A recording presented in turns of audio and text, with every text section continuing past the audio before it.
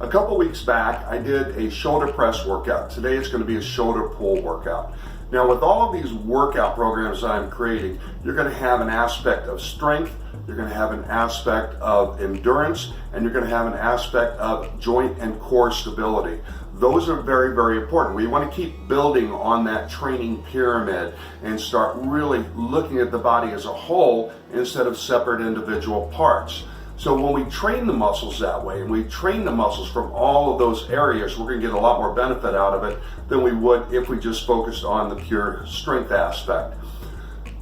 With the video that you're going to see, make sure you listen closely. There's a lot of little techniques that I've talked about in those exercise videos that are going to help you with your shoulders as far as building them, strengthening them, stabilizing them, that type of thing.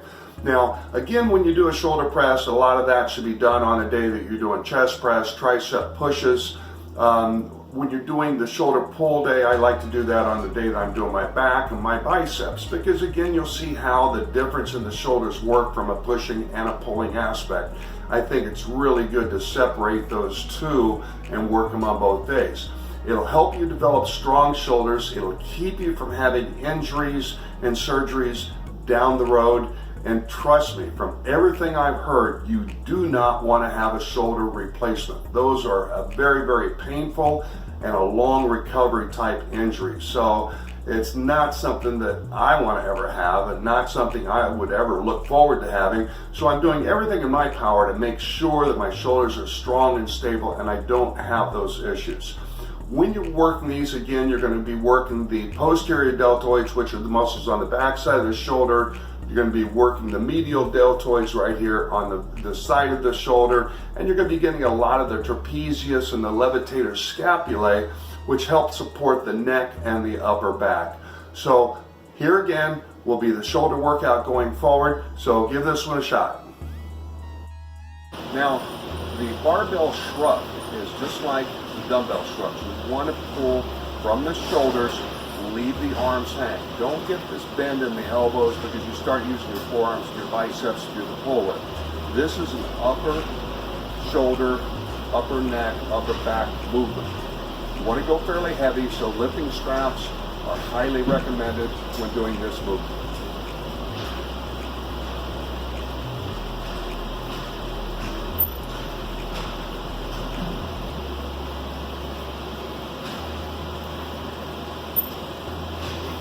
Okay, once I've got the weight in place, I'm just going to pull from the shoulders.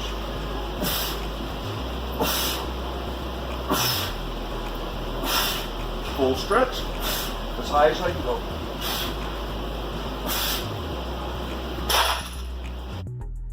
Now the barbell high pull, again, I use these instead of upright rows. The upright rows are going to rotate the shoulders, can cause damage to them in the long run. So with the high pull, I'm going to use a little wider grip. I'm going to pull those elbows as high as I can, but try to keep my forearm and the weight just hanging there.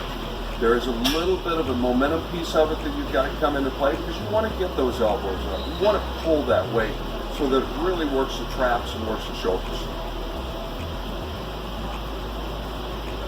So start with the bar hanging loose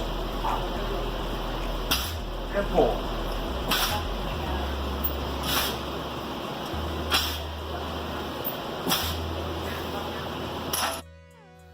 The single arm dumbbell lateral raise is a great exercise to really work the core.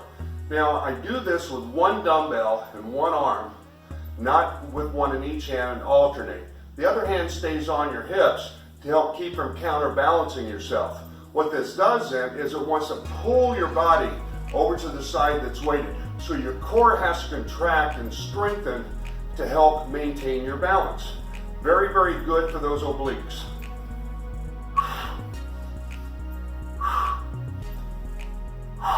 Keep that wrist loose. Lift from the elbow and the shoulder. Keep the hand on the hip. Then you can switch sides.